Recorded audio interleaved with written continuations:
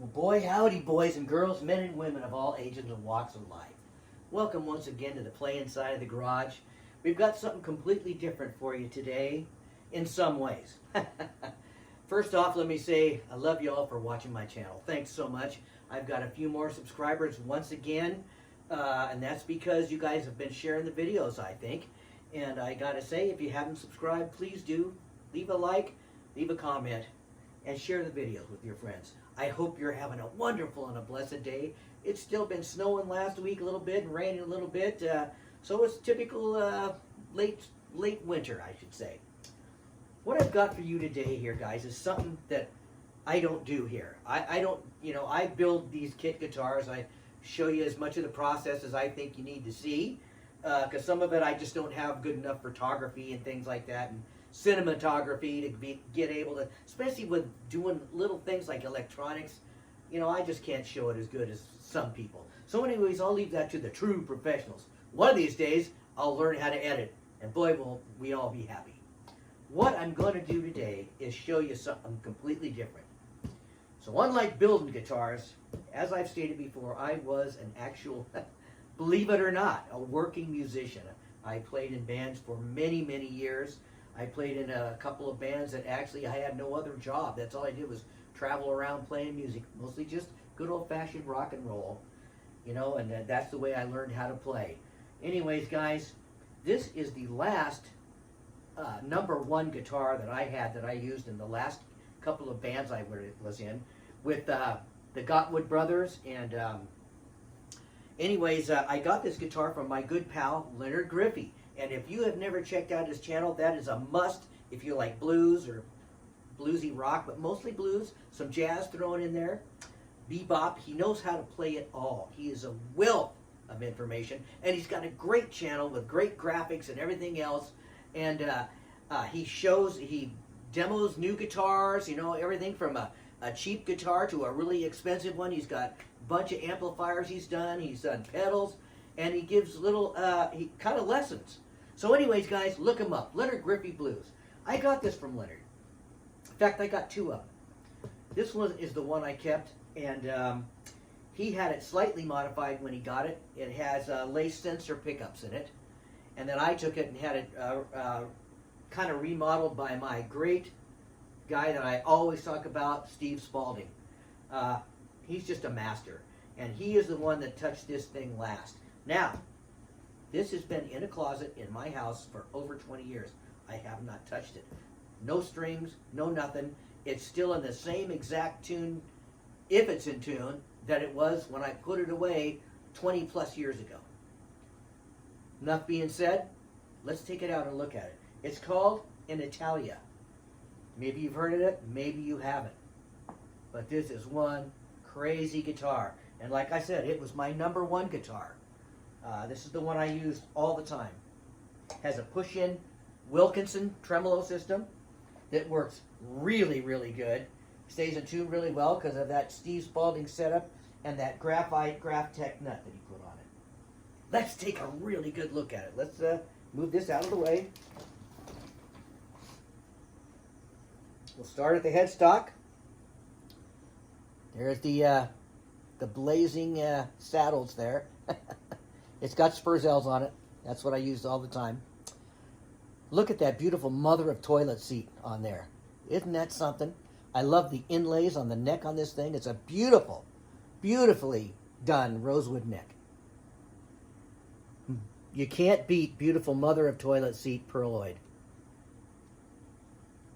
And then all this super heavy bass boat metal flake. 3 lace sensors, volume and tone, and a 5-way switch. And it is the model is the Monza. Woo-wee! Named after a car. And check out that cool binding it's got. All the way around the outside of the guitar, except for that little half moon shape.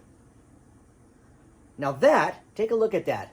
That, in my house still, in a little box, all sealed up, is what they call the pod. And it just finishes this area here, makes it rounded, and it's got a speaker and an amplifier in it. So you can plug this thing in with a 9-volt battery, and you're off to the races, playing all by yourself. the earliest days of looping, I guess. Anyways, guys, this is the Monza. I'm going to take it over there and I'm going to plug it in for you. Now, I'm not going to touch anything. Like I said, I have not tuned this guitar. It's just the way I put it away. Cool strap, huh? Anyways, guys, once again, hope you're having a wonderful and a blessed day. Let's just get a little start. And with this story that I'm telling today, I think I've mentioned before in some of my videos that I have a Line 6 Spider Jam 75 amplifier that pooped out on me. When I say pooped out, I mean it pooped out. It had a problem, and it would shut off by itself, or it would fizzle, and it actually kind of hiss, go, and then it would go, and go, and stop working. It did that quite a bit. And then one day it just quit working completely. So I got frustrated, and I mean, I've got some really nice amplifiers here, but I wanted that back because it's got an incredible drum system in it. It's got a better drum system than my RC5 loop station. Much better. Much more versatile, with a whole bunch of more really realistic drums, because the drummers, the drum that they put in there are actual drummers that they sampled and put in this thing. Anyways, that being said, I wanted that to work again. Well, I got on the old interwebs, and guess what? I found a guy that said, hey, you have this problem with your Spider Jam 75? Well, check this out. And what it is, folks, I hope this is the true cure-all. Because I used that amp for a couple of 3 years, all the time, and it never did anything bad. But probably all amplifiers these days, since all these Fenders, Marshalls, all these amps are all worldwide. So what they do is, maybe not all of them, but maybe anyways, what I'm trying to tell you is that they have a little plug that goes onto the circuit board, and it has two settings, or two different spots.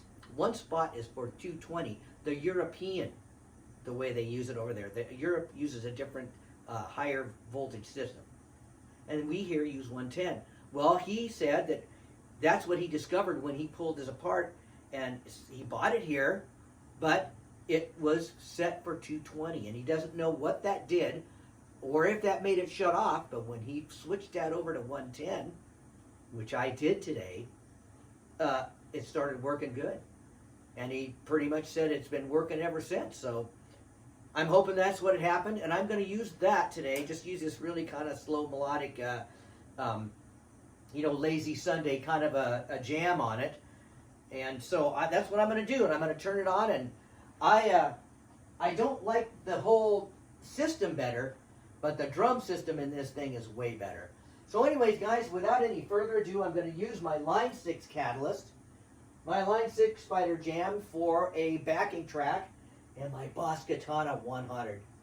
And we're just going to first play this thing clean for a minute. I'm going to say it again. I haven't touched this thing. I didn't tune it up to my pedal at all. So let's see what happens. Let's start on the neck. We've got all our little pedals done. We'll just see how this thing sounds. And I gotta tell you, this sounds more like a Strat than some Strats I've owned.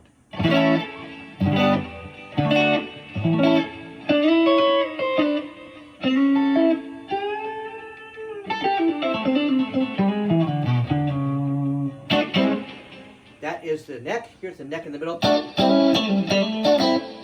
Sounds pretty stratty to me.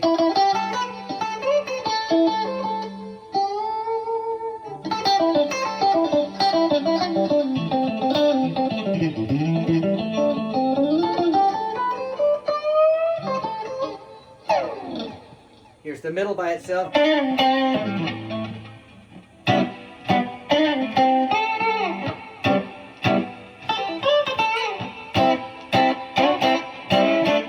Anyways, that's the middle. And here is the neck in the bridge. Strat all the way.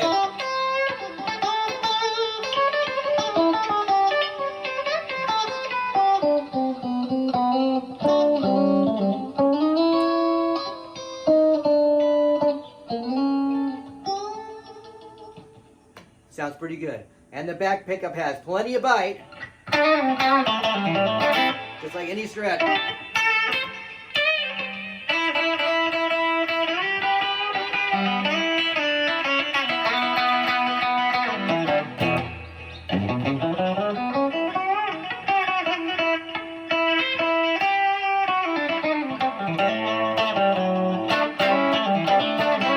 And the tone control works really well. It can kind of back it off. So this thing is quite versatile for just a completely simple Strat setup guitar. And it plays really well, but that's got to do with who set it up for me. So let's turn on this backing loop. We'll play it clean for a little bit, start with the front pickup, and then we'll put a little drive on it, and just for the fun of it. And let's just get that doing. Spider Jam, it seems to be working.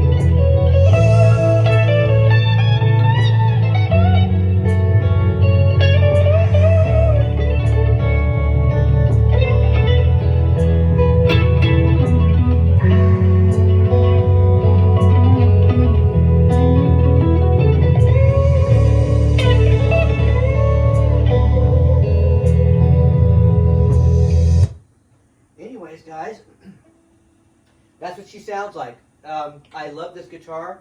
I love making guitar kits. Don't get me wrong. I'm having a lot of fun.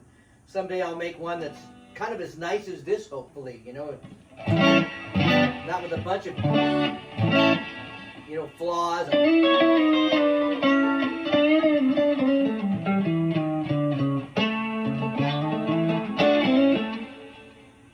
This thing just sounds great.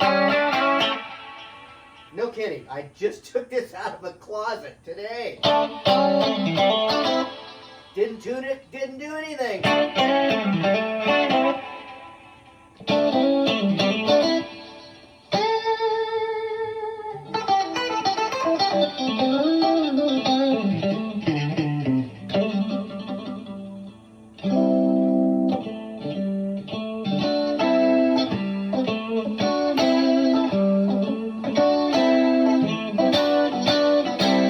All right, enough of that fooling around, guys. Anyways, guys and gals, I hope you have a wonderful and a pleasant next week. I'm going to go put this back in the closet, probably, since I don't play out anymore, and since I'm having a lot of fun doing all this other stuff. Once again, I hope you love my videos, or I love you for watching my videos. I hope you enjoy them, and